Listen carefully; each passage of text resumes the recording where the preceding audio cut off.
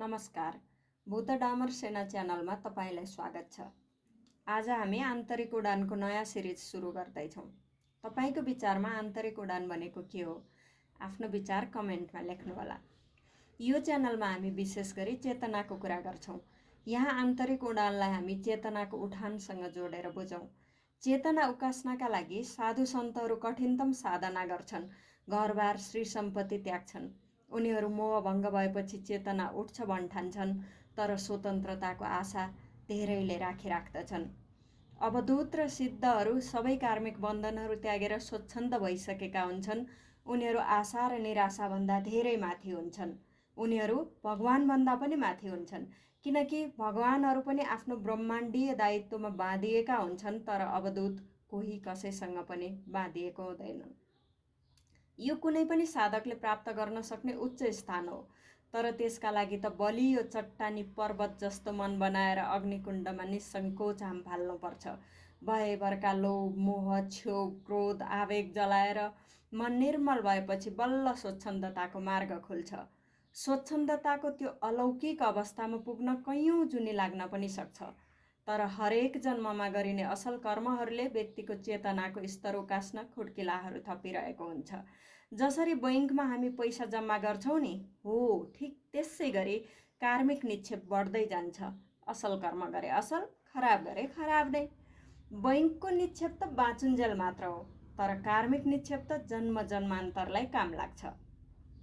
तपाईँ नि कहिलेकाहीँ सोच्नुहुन्छ होला, एकै परिवारमा वा परिवेशमा जन्मी हुर्किएका मान्छेहरूमा पनि व्यक्ति पछि सोच र व्यवहार किन फरक हुन्छ?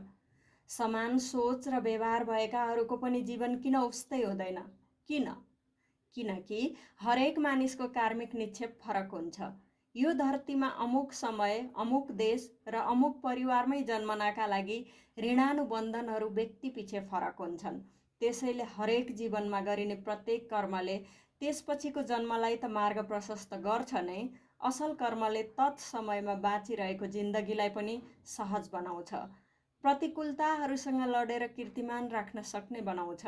आम मानिसलाई माया र मोहको जन्जालमै हुँदा पनि दृढ सङ्कल्प, सकारात्मक सोच, जप तप, ध्यान, दान, दया र करुणा भावले स्थितप्राज्ञ बनाउँछ। मृत्युपछि के हुन्छ नदेखिएला, तर बाँचुन्जेल धेरै सम्मानित बनाउँछ। मैले आफैले 103 वर्ष बाँचेका मेरा हजुरबा र 114 वर्ष बाँचेकी हजुरआमालाई देखेँ। अन्तिम साससम्म कसैले खाना खुवाइदिनु परेन, बुढाबुढीलाई भनेर अलग खाना बनाउनु परेन, अन्तिमका 4-5 दिन बाहेक कसैले शौच स्याहार्नु परेन, सास जाने बेलासम्म वाक्य बसेन, चेतना धुमिल भएन। जिन्दगीले चोटहरू दिए, तर उहाँहरूलाई जिन्दगीसँग कुनै गुनासो थिएन। खुसीले बाँच्नुभयो, सहज मृत्युवरण भयो। आज राति सपनामा मैले आफ्नी हजुरआमालाई देखेँ। यहाँ धरतीमा हुँदा उहाँलाई दिएको नाम थियो यमकुमारी। उहाँ बितेको 13 वर्षपछि अचानक सपनामा देख्दा उहाँ यमलोकको एउटा कुनै राज्यमा राजकुमारीको रूपमा हुनुहुन्थ्यो, अर्थात् साँच्चीकै यमकुमारी। एकदमको तेज थियो मुहारमा, व्यक्तित्व पुरै जाजल्यमान थियो। खासमा मानिसको नाम जे दिइन्छ त्यसले मान्छेको जीवनमा र मान्छेको प्रारब्धसँग धेरै गहिरो सम्बन्ध राखेको हुन्छ। हुन त यो सपना हो, तर एकदमै वास्तविकताको नजिकको। धरतीमा 114 वर्ष एकदमै सक्रिय जीवन बाँचेकी यमकुमारी आमाको 100 वर्ष पुग्न लाग्दा पहिलोपटक ठुलो अपरेसन भएको थियो, सानो आन्द्रा फुटेर। 10% आशामा गरिएको त्यो अपरेसन सफलतापूर्वक सम्पन्न मात्र भएन, डाक्टर र परिवारजनलाई चकित पार्ने गरी एकदमै छिटो सन्चो भएर सामान्य दैनिकीमा फर्किनुभयो। 103 वर्षको उमेरमा पुगेर दुवै आँखाको मोतियाबिन्दुको अपरेसन गरियो। पहिला अलिअलि देख्ने दाहिने आँखाको लायन्स आँखा अस्पताल 3 कुनेमा एकै दिनमा सकियो, भोलिपल्टै दृश्य फर्कियो। त्यसपछि नेपाल मेडिकल कलेज अत्तरखेलमा 7 वर्षदेखि ठ्याम्मै नदेख्ने आँखाको लागि केही दिन भर्ना राखेर अपरेसन गरियो। दृश्य फर्किन निकै दिन लाग्यो, तर आमाको धैर्य अचम्मको थियो। जीवनले दिएका हरेक प्रहारलाई शक्तिशाल भएर खेपेकी आमाको लागि त्यो एउटा अर्को परीक्षा मात्र थियो। बालखैमा बा आमा बिते। मामा घरमा 40 जना कमारा कमारीका बीच सुखले नै हुर्किनुभयो। मामा राणाको दरबारमा पिठोको ठेक गर्नुहुन्थ्यो। कुनै दिन मामा बिरामी हुँदा ठेक भर्न नसक्दा क्षतिपूर्ति बापत सोलीमा भरेर सिपाहीले चाँदीका सिक्का सोहोरेर लगेको देख्दा आमाको बाल मस्तिष्कमा भान भयो, धनी हुँदैमा सुख हुने रहेनछ। त्यो बाल विवाहको जमाना थियो। पछि उहाँले नै जन्माएका कान्छी बाहेक 3 छोरीको बालकैमा विवाह भयो र तिनैजना छिट्टै विधवा भए। आमालाई त्यसरी बिहे गरिदिन मन थिएन, तर समाज र नातागोताको दबावले जित्यो। माइली छोरी बाल विधवा भएकाले कुनै सन्तान हुन पाएन र जवानीमै मृत्यु पनि भयो। साइली छोरीको एक छोरी पाएपछि सौभाग्य सकियो। लामो समय मानसिक समस्याले गाँज्यो। जेठी छोरीमा खसम बित्दा काखामा साना 2 छोरी र 1 छोरा थिए। तर आमा आफैको भने 20 वर्ष कटेपछि मात्र बिहे भयो। धनीकी भान्जी भएकाले कसैले माग्न हाट गरेनन्। पहिलोपटक तेरै हजुरबाको कुरो आयो अनि बिहे नै भइगयो। आमा यसरी सम्झनुहुन्थ्यो। उमेर पुगेर बिहे भएकाले जिन्दगीका परीक्षाहरू सामना गर्न मानसिक शक्ति त मिल्यो, तर सहज थिएन दिनचर्या। सानैमा बुबा बितेका सोझा हजुरबुवा कपिलमणि नेउपानेलाई बुढी कुट्न सासूले उक्साउँथिन्। बिना कारणे आफू नि भुत्लाउँथिन्। पेटभरि खान नि दिन्नथिन्। तर आमाले कहिल्यै गुनासो गर्नु भएन। बरु घ्याम्पोबाट काँचै अन्न झिकेर मुक्याउने गरेको कुरा हामीलाई सुनाउनुहुन्थ्यो। पछि हामी जन्मिएपछि मेरो बुबा शालिग्रामले सम्झाएपछि हजुरबुबाले श्रीमती कुट्नु गलत हो भनेर बुझ्नु भएछ। त्यसपछिका दिनहरू उहाँका लागि स्वर्णिम भए। 103 वर्षको उमेरमा 2061 सालमा हजुरबुवा बित्दा आमा 105 वर्षको हुनुहुन्थ्यो। सम्बन्ध लोभलाग्दो थियो।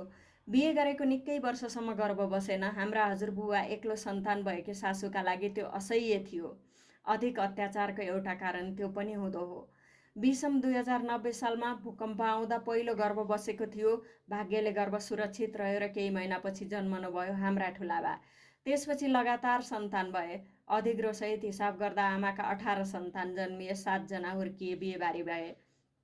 एक माइली छोरी बाहेक अरूका तर्फबाट सन्तान दर सन्तान भए। 2069 सालमा मृत्यु हुने बेलासम्म 3 छोरा र 3 छोरी जीवितै थिए। नाति नातिना, पनाति पनातिना र खनाती खनातिना गनि नसक्नु भइसकेका थिए। माइली र कान्छी बुहारीको भने निधन भइसकेको थियो। अहिले त जेठो छोरो केदारनाथ, माइलो छोरो ऋषिराम र जेठी छोरी ठुलीको पनि स्वर्गारोहण भइसकेको छ। तर 85 देखि 90 वर्ष भनेको समग्रमा आयु लामै हो। आफूले असाध्यै भोग खेपेको भएर यमकुमारी आमालाई बुहारीको बुहार्तन हेक्का थियो। त्यसैले आफ्ना मात्र होइन, गाउँभरिका बुहारीहरूप्रति प्रेम भाव थियो। घाँस दाउरा गर्दा भोकाएका बुहारी चेली आउँथे। हतार हतार रोटी, मकै, गहुँ, मोही, दुध जे छ पस्केर दिनुहुन्थ्यो। गरिब भए पोल्टोमा अन्न नै हालिदिनुहुन्थ्यो। 30-40 को दशकका सायदै कोही बुहारी होलान् पातलेटार गाउँका, जसले आमाको हातबाट केही नलिएको होस्। यदि तपाईँले मेरी आमाको त्यो माया वा आमाको जस्तै माया अरू कसैबाट पाउनु भएको छ भने कमेन्टमा भन्नुहोस् ल। यमकुमारी आमाको अर्को एउटा अनौठो खुबी थियो, कम्प्युटर मेमोरी। परिवार मात्र होइन, नाता गोता, आफन्त, गाउँले र चिने जाने जतिका इतिवृत्तान्त मुखाग्र हुन्थे। जन्म, विवाह, मृत्युदेखि तिनका जीवनमा भएका महत्त्वपूर्ण पलहरू सबै। आफूले थाहा पाएका विषम 1950 यताका सबै राणा प्रधानमन्त्रीको नाम याद थियो। तर ती आमाका लागि राजा थिए। त्यसबेला श्री तिनीहरूलाई राजै भनिन्थ्यो। पछि पञ्चायत, बहुदल र गणतन्त्र आयो। ती सबै परिवर्तन आमाले सहजै स्वीकार गर्नुभयो, किनभने आमाको जीवनमा धेरै नयाँ कुरा अचानक भएका थिए। नेपालमा रेडियो सुन्ने र टेलिभिजन हेर्ने पहिलो पुस्ता मेरा हजुरबा र हजुरआमाकै थियो। पछि त 2059-60मा रेडियो सगरमाथामा भैरव रिसालसँग उहिले बाजेको पालामा कार्यक्रमका लागि स्टुडियोमै पुगेर उहाँहरूले आफ्ना अनुभव साझा गर्नुभयो। त्यो कार्यक्रम पछि हजुरबुवा बितेको बेला 2061 फाल्गुनमा पुनः प्रसारण भएको थियो।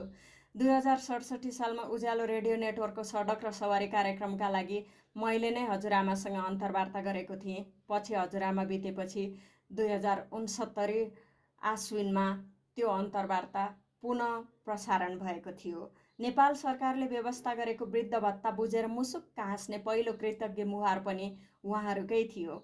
गाउँमा सबैभन्दा पहिला रेडियो र टिभी ल्याएर देश दुनियाँ चिनाउने कान्छो छोरो शालिग्राम र बुहारी शारदाले नेपालमा पहिलोपल्ट केबल कार सुरु हुनासाथ मनोकामनाको दर्शन गराउन लानुभयो।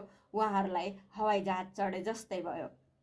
राणा शासन ढल्ने बेलामा पहिलोपटक हवाईजहाज आउँदा त्यो आवाज सुनेर गाई बाख्राले किलो दाम्लो नै बोकुला झैँ गरेका थिए। मामा घर काभ्रेस्थलीबाट भक्तपुरको दधिकोट घर हिँडेरै आउजाउ गर्दा गौचरणमा पहिलोपटक हवाईजहाज उड्न लागेको देख्नुभयो। त्यसको हावाले झन्डै उडाउन लाग्दा डिलमुनि घोप्टो परेर बस्नु परेको थियो। पछि पुरानो बाटोमा लरी चल्न थाल्यो। अर्नीको हाइवे बनाउने बेलामा त हजुरबुवा नै श्रम गर्न जानुभएको थियो। पहिलोपटक कार देख्दा त्यसमा बेलायतकी महारानी एलिजाबेथ थिइन्। हात हल्लाउँदै कारमा सवार महारानीको गोरो सुकुमार चेहरा आमाले कहिल्यै भुल्नु भएन। मान्छेहरू बुढो हुँदै गएपछि धेरै कुरा भुल्छन्, तर उहाँले कहिल्यै केही पनि भुल्नु भएन। दिमाग एकदमै स्वस्थ थियो। हजुरबाको त झन् केही नै जटिलता थिएन, ठुलो उपचार केही परेन। दुवैजनाको आवाजमा बुढौलीको कुनै लेस कम्पन वा रुकावट थिएन। कान तगडा थिए, सुनाइमा कहिल्यै समस्या भएन। आमाको मोतियाबिन्दुको अपरेसनपछि आँखा फेरि राम्ररी देख्ने भए। दुवैजना 100 वर्षसम्म घाँस दाउरा गर्दै हुनुहुन्थ्यो। उहाँ 104 वर्ष हुँदा जन्मिएको मेरो छोरालाई सेक्ने, ताप्ने, तेल लगाउने, खेलाउने गरेर उहाँले नै हुर्काउनु भयो। विषम 2069को आश्विनमा केही बिरामी हुनुभयो। त्यसबेला नेपालमा बाँचेका मध्ये सबैभन्दा बढी उमेरको उहाँ नै हुनुहुन्थ्यो। 15 गते ज्येष्ठ नागरिक दिवसका दिन राष्ट्रपतिबाट उहाँलाई सम्मान गर्ने कार्यक्रम थियो। ए छोरी, मलाई त सम्मान गर्छन् रे, जान सकुला त?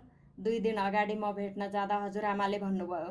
मेरो बुबाले नागरिक अस्पतालमा कुरा गरेर त्यस दिन नदुख्ने सुई लगाएर कार्यक्रममा लाने चाँजो मिलाउनु भएको थियो। सबैमा उत्साह थियो। बिहान 5 बजे सदाझैँ उठेर मुख धोएर जप गर्नुभयो। त्यो जप महिलाको गायत्री सरहको मन्त्र हो र गाउँभरिका बुहारी चेलीले उहाँसँग दीक्षा लिएका थिए। उहाँले जीवनभर त्यो मन्त्र गर्नुभयो। त्यसपछि आफूलाई दिएको दुध र बिस्कुटको कचौरो समातेर कान्छी छोरी गङ्गा फुपूलाई भन्नुभयो, मलाई नयाँ धोती चोलो ल्याइदिएको भनेको हेरौँ त। फुपू कपडा झिक्न लाग्नुभयो। आमा सदाझैँ पहिला चरालाई हालिदिन्छु भनेर यसो झ्यालतिर मोडिनासाथ पुर्लुक्क हुनुभयो। तुरुन्तै परमधाम। अति उत्तम मरण। तर चुकचुक यति रह्यो कि 114 वर्ष बाँचेर त्यो एक दिन, केही घन्टा चाहिँ कमी भएकै हो। पछि प्रथम राष्ट्रिय ज्येष्ठ नागरिक महोत्सव 2069 मूल आयोजक समितिका संयोजक भरतमोहन अधिकारी स्वयंले त्यो सम्मानपत्र घरैमा ल्याइदिनु भयो। यसअघि 2067 सालमा नेकपा एमाले दधिकोटको 7औं गाउँ अधिवेशनमा पनि उहाँलाई सम्मान गरिएको थियो। तर उमेरमा भने 112 हुनुपर्नेमा भुलवश 92 छापिदिएछन्। जे होस्, आमाले जीवनमा केही कीर्तिमान चाहिँ राख्नुभयो। उहाँ भन्नुहुन्थ्यो, एक दिन सपनामा आएर भगवानले सधैँ आफ्नो हात दिनका लागि उठाउनु, लिन नथाप्नु भन्ने आदेश आएको छ। त्यस उपरान्त उहाँले सधैँ दिने मात्र गर्नुभयो। लामो आयु आफैमा वरदान हो, तर हाम्रा हजुरबा हजुरआमा जस्तो शताब्दी पुरुष हुन ठुलै पुण्य चाहिन्छ। जन 5 ज्ञानेन्द्रिय, दिमाग र शरीर 114 वर्षसम्म तगडा रहने मानिसको भने प्रारब्ध नै दमदार हुनुपर्छ। प्रारब्ध के हो र यसले मानिसको जीवनमा कसरी भूमिका खेल्छ भन्ने बारेमा फेरि अर्को भिडियोमा कुरा गरौँला। यसबारे तपाईँको बुझाइ के छ त्यो पनि कमेन्टमा लेख्नुहोला।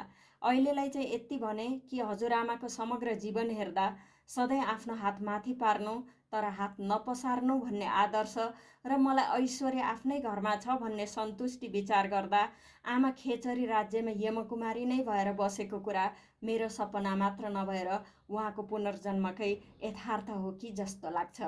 आजलाई यो प्रसङ्ग यति नै। महाछिन्न चराको भूमि नेपालको पवित्र धाम पाशुपत क्षेत्रले रक्षा गरेको काठमाडौँबाट हामी प्रस्तुत भएका छौँ। यो भिडियो तपाईँलाई कस्तो लाग्यो? लाइक, कमेन्ट र सेयर गर्नुहोला। च्यानल सब्सक्राइब पनि गर्नुहोस् है। ओम नमः क्रोध भैरवाय। ओम अचल होम फट। जय जिनेन्द्र।